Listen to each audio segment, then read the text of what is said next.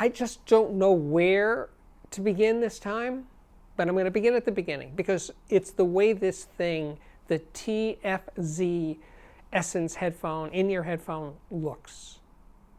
I saw it and I said, I want that. I want to review that. The TFZ Essence was sent to me by Linsol. They're the distributor. And they also distribute Tin Hi-Fi. And I'm a fan of those headphones. They're really affordable, really good, really beautifully made. And I decided to compare the Tin Hi-Fi T4, which is about $90 or $99, to the Essence, which is $129. So they're close enough in price. But in any case, and also the FiO FH5, which is about $250. And I love that FiO. The FiO is freaking amazing, just in its build quality. It's a stunning piece of work. Okay, so back to the TFZ. Now, what does TFZ stand for? The fragrant zither. Now, that's why they call it TFZ. The fragrant zither. Wow, that's a name. Makes shit audio seem pretty tame by comparison. The fragrant zither. Anyway, putting that aside, that takes some chutzpah to call your company TFZ, or the fragrant zither, but they did, and it's one of the reasons I was interested, so it worked. It worked for me. Well, it makes shit seem sort of tame by comparison, right? But anyway, it's what it sounds like. Well, first of all, I'll tell you a little bit about the headphone itself, the Essence. The model is called the Essence. TFZ makes other models as well, obviously. Well, let's take a brief look into the specs, because the specs are pretty brief. It's an 11.4 millimeter beryllium coated driver with a dual cavity, and it's a 35.5 ohm load. The cable, by the way, is plated silver and gold and it's copper. I'll tell you one thing, it's very, very flexible, and the plug end is really nicely done. It's of course a user replaceable snap-on cable. So if the cable breaks, you can always get another cable, I hope, from Linsol. So anyway, and it does come with a 1-year warranty, which they describe as they will just replace the headphone if you have a problem within the first year. I listen with my iPhone 11 Pro, but either straight in with the 3.5 millimeter to Lightning adapter, which is basically a DAC, or the AudioQuest Dragonfly Red DAC plugged into my iPhone. Those are the two ways. And I will say the Dragonfly definitely was a step up, not surprisingly. The Dragonfly is about $200 for that DAC. So yeah, but I spent plenty of time just listening straight out of the phone, and I was perfectly satisfied with the sound. Well, perfectly. It's maybe a stretch. But anyway, you know what? It's a very engaging sound. It's warm. It's a warm sounding headphone. It has some sweet detail going on. It's comfortable to wear. It does a good job isolating me from external noise.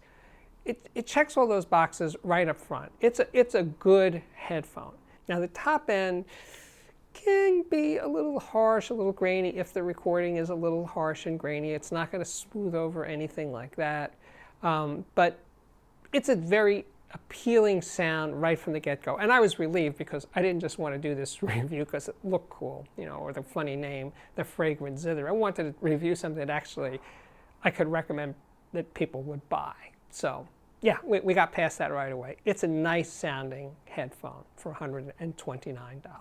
So as for the music selections this time, well, Hal Wilner, who's a record producer, he made this tribute record to Mingus, to Charles Mingus, called Weird Nightmare. And it is a weird recording. It's basically jazz. Mingus was a jazz musician, bass player, and great composer. And I'm playing this recording, the track with Bill Frisell, the guitar player, and it's gorgeous. Really, really excellent recording. Very kind of creepy. It kind of sneaks up on you sound. There's also some nice dynamic kicks in this recording. Switching from the fragrant zither Essence to the FiO FH5, there was definitely an improvement in smoothness and clarity overall. Just a more together sound. except that headphone is about double the price. It's around $250 for the FH5. The fragrant Zither Essence is $129. So then I played this Amy Winehouse track. Wow, what a voice. And I gotta say, the Essence was really handling her voice well. I mean, she's such an amazing singer, and such a great loss that she died so young. So yeah, if it's not happening in the mid-range, who cares, right? You know what it is? She just let it go. She was not an inhibited singer. She just, straight from her heart, through her mouth, and directly to me. That's what it feels like. And the Zither, the fragrant Zither Essence, I just like saying it, was a treat. So switching over to the Tin Hi-Fi T4. You know, I love that headphone. I really do. It's distinctly brighter than the Essence. It's more alive. It jumps more. You know, it's a higher energy headphone, definitely. Would I say more transparent? Well, if you interchange transparency and brightness, I guess so. But no, but I could see if you're into exciting sound, and that's your primary goal here with headphone, I think the T4 is a better sounding headphone because the Essence can be a little softer and maybe too laid back for some listeners. So, you know. That said, I will say one more time that as I continue to listen to the Essence, sometimes that top end was a little much. Then there's Roseanne Cash's Crawl to the Promised Land. It feels like a demo. It feels like they just nailed it. They just went for it and a take, and there it is. Now, I have no idea if that's true, but it feels like that.